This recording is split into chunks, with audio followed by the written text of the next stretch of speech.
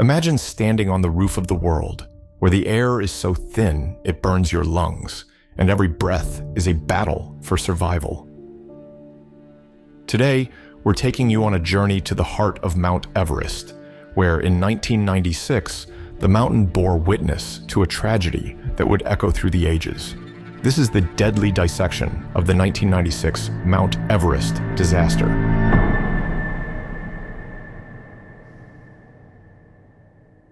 In 1996, Mount Everest became the stage for one of the deadliest climbing seasons in history. As climbers from around the globe converged on the world's highest peak, they encountered unexpected challenges, unforgiving weather, and ultimately, tragedy.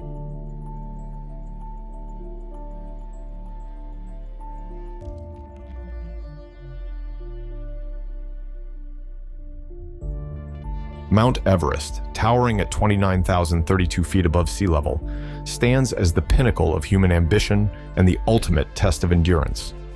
Named after Sir George Everest, this colossal peak has beckoned adventurers and explorers since its discovery in the early 19th century.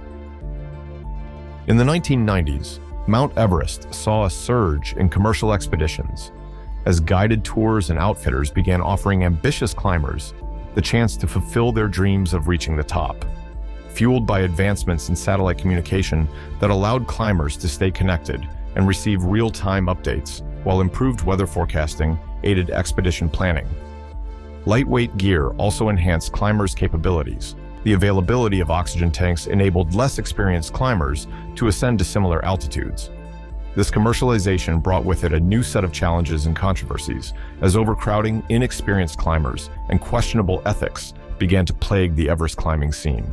An additional layer of danger is the so-called death zone, where the air is so thin that the human body starts dying. Once you cross over into the death zone, you have a third the oxygen you have at sea level. Your cognitive abilities are really jeopardized. And pretty much anything above 5,000 metres will kill you if you stay there too long. But the rate of deterioration is exponential as you go higher.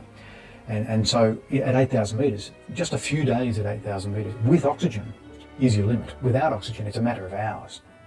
At this altitude, helicopters cannot safely operate, leaving bodies stranded indefinitely.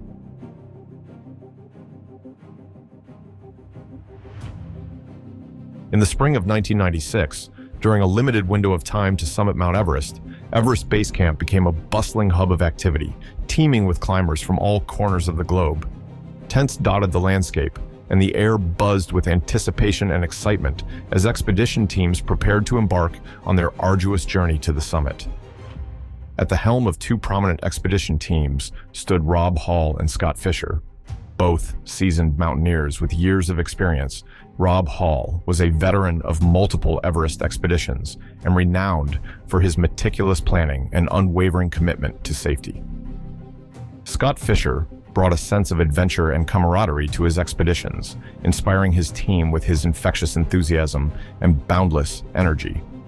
Their team members included Beck Weathers, Doug Hansen, as well as multiple others.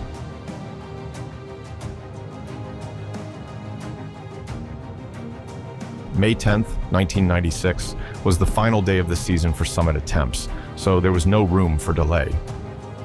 Radar checks indicated ample time for ascent, with clouds only rolling in much later that afternoon. The process of climbing Everest involved a series of rigorous ascents and descents from base camp to higher elevations, crucial for acclimatization. With each step, some climbers met the limits of their physical capabilities and had to turn back. Others, consumed by the single-minded pursuit of their goal, pushed forward, their resolve hardened by the siren call of the summit. In the unforgiving landscape of Everest, every decision carried life or death consequences. Some climbers, such as Beck Weathers, were temporarily affected by snow blindness while ascending Everest. As they ascended higher, the weather took a sinister turn. Clear skies gave way to menacing clouds, and the wind picked up with a chilling ferocity. Despite warnings of an approaching storm, many climbers pressed on, unwilling to abandon their lifelong dream of reaching the top.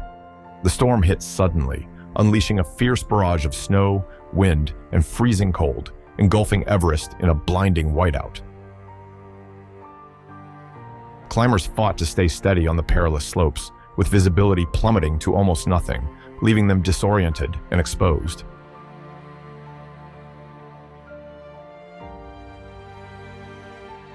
Hypothermia crept into their extremities as the biting cold seeped through layers of clothing. With each passing minute, the climbers' core temperatures plummeted, triggering a cascade of physiological responses. Blood vessels near the skin's surface constricted in a desperate attempt to conserve heat.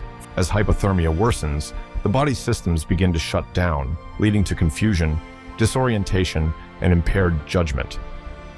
Climbers may become lethargic and unresponsive as their brains struggle to function in the face of plummeting temperatures. In the most severe cases, known as Stage 3 hypothermia, vital signs such as heart rate and respiration slow to dangerous levels, and consciousness may be lost entirely. Frostbite, another peril of extreme cold, sets in as the body's tissues freeze, causing irreversible damage to the skin and underlying structures. Fingers and toes, exposed to the biting wind and sub-zero temperatures, turn black, rendering them numb and useless.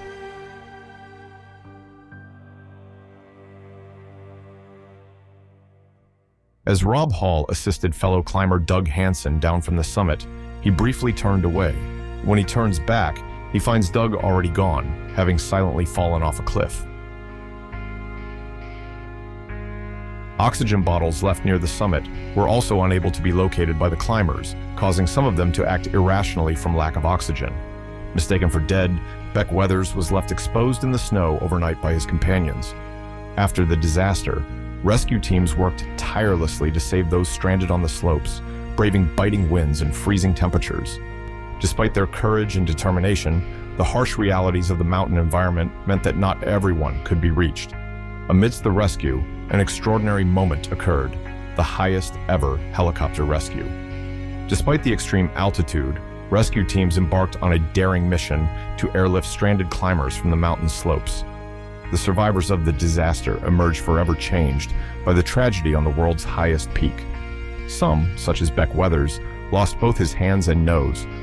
Rob Hall sacrificed himself to care for his friend Doug Hansen, sadly resulting in both their deaths. Rob Hall left behind a pregnant wife. Scott Fisher succumbed to hypothermia, and his body remains there to this day. In the end, 8 climbers lost their lives on that fateful day.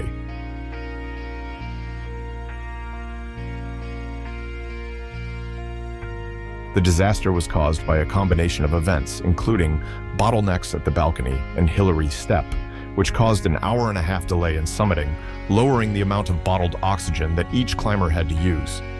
These delays were due to the teams not having previously secured fixed ropes.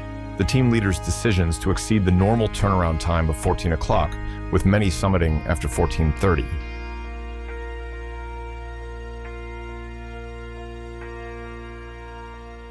As we bring this journey to a close, I invite you, the viewers, to share your thoughts and experiences related to climbing or mountaineering.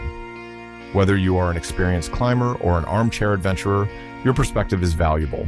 Let us continue the conversation and learn from one another as we navigate the challenges and triumphs of exploring the world's highest peaks.